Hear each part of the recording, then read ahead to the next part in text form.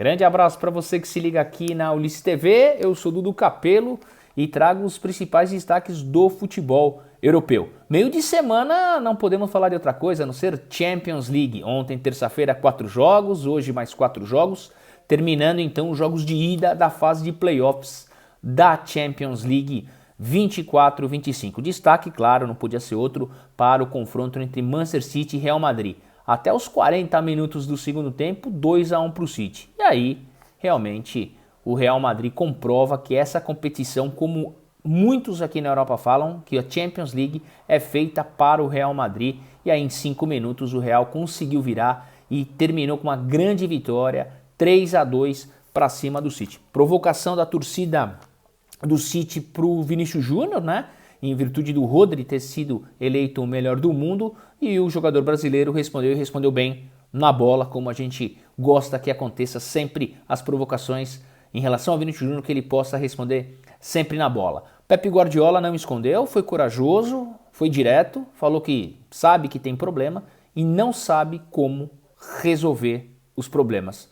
Realmente uma fala que repercutiu bastante e somente um treinador do tamanho de Pepe Guardiola pode fazer isso. De qualquer forma, o City vai até Madrid na próxima terça-feira, lá no Bernabéu, onde é muito difícil bater o Real, e vai tentar reverter. Eu particularmente acho muito difícil. Outras partidas ontem: Paris Saint-Germain 3, Brest 0, fora de casa, uma vitória do Paris Saint-Germain, praticamente passa para as oitavas de final, não vai ter problema nenhum. Na próxima semana nos Parques dos Príncipes, apenas um amistoso de luxo, o Luiz Henrique vai poder até poupar alguns jogadores do Paris Saint-Germain.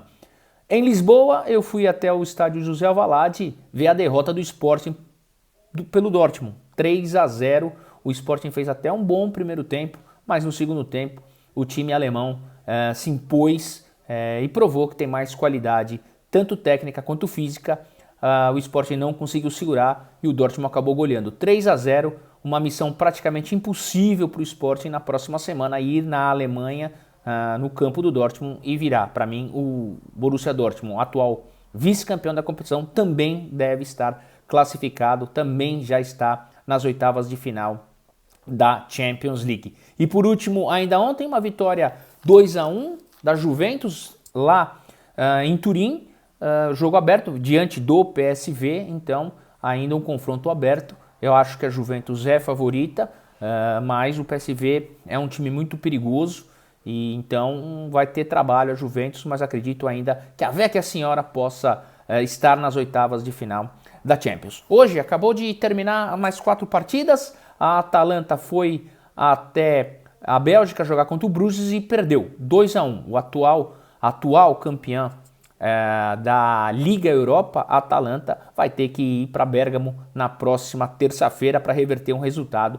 2-1 para o Bruges foi o resultado na Bélgica. Outro time português, o Benfica, trouxe uma grande vitória lá de Mônaco, 1-0.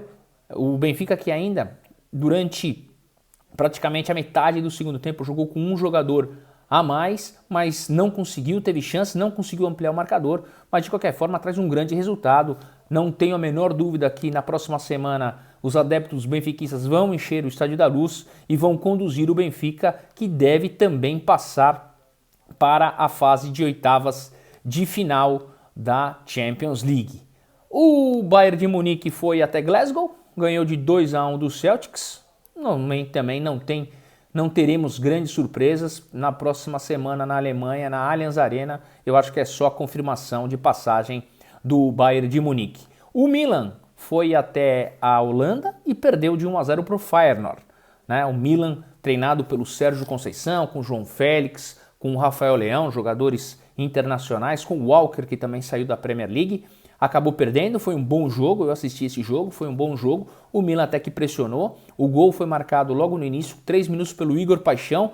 Igor Paixão, que esteve numa lista, ou teve seu nome ali vinculado numa possível transferência para a Sociedade Esportiva Palmeiras, mas o Igor Paixão, centroavante, atacante brasileiro, faz muito sucesso no Feyenoord e já vai ter clube gigante atrás dele para contratação na próxima janela. Por falar em contratação, hoje sim a gente pode vir aqui e confirmar. Hollinger, Benjamin Hollinger, atacante ou meia atacante do Benfica, é o novo reforço do Santos Futebol Clube.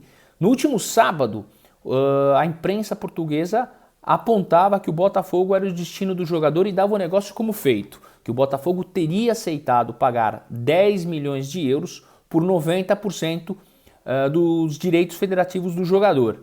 Eu até iria aqui já comunicar ao Ulisses TV de que a contratação estava fechada, mas eu esperei o Benfica se pronunciar. Eu já estou acostumado e sei que quando o Benfica age no mercado, seja para comprar ou para vender, o Benfica tem que oficialmente,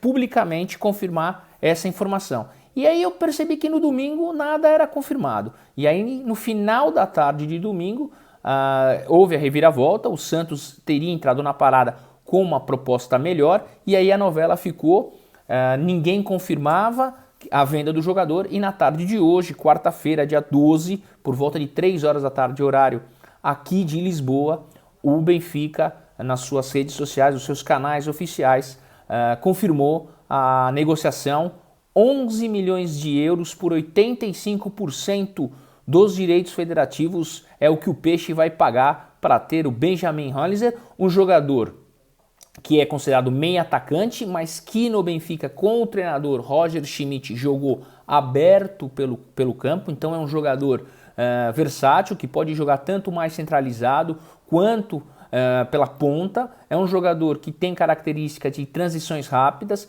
então é um desejo, ou foi um desejo muito grande do treinador Pedro Caixinha, do português Pedro Caixinha, e valeu esse esforço da diretoria do Santos para poder levar. O jogador deve embarcar amanhã aqui em Lisboa, deve chegar sexta-feira, resolver todos os problemas burocráticos, exames médicos e ser apresentado oficialmente como jogador do Santos. Os números da passagem do jogador aqui por Portugal não são tão positivos nem empolgantes.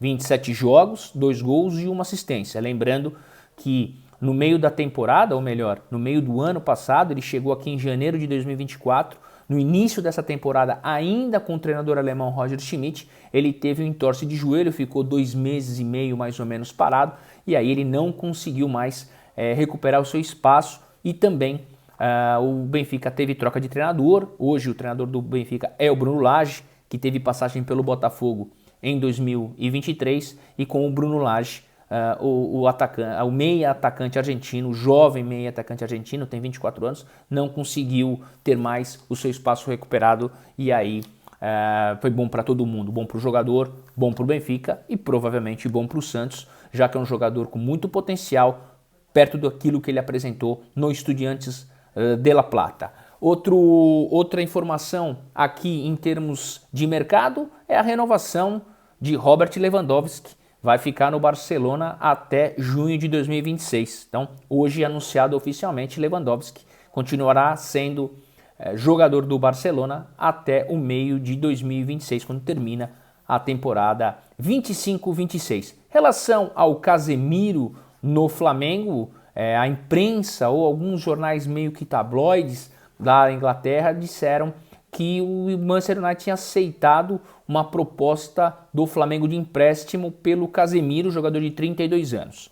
Isso já foi desmentido, a coisa não evoluiu, não aconteceu. De qualquer maneira, o Manchester United, que eu acompanho em virtude de ter um treinador português, o Rubem Amorim, passa por uma séria reformulação. Rashford já foi emprestado para o Aston Villa, o jogador brasileiro Antony foi emprestado para o Betis, o Casemiro perdeu muito, mas perdeu muito espaço com o Rubem Amorim, então vai ser normal, vai ser natural algumas notícias desse estilo de que alguns clubes possam interessar a ter o Casemiro. Os valores são altos para tirar o Casemiro do United, lembrando, o mercado aqui está fechado, então se o Casemiro quiser se transferir para algum time europeu, neste momento o único mercado que poderia acontecer é o mercado turco, que fecha no próximo dia 17, e por isso, como o mercado brasileiro fecha lá para o dia 27 e 28 de fevereiro, com certeza o nome do Casemiro estará aí vinculado a alguns clubes, mas repito, os valores são altos e até causou um pouco de estranheza o modo de negócio, o Manchester United emprestá-lo para o Flamengo. É muito diferente do caso do Rashford,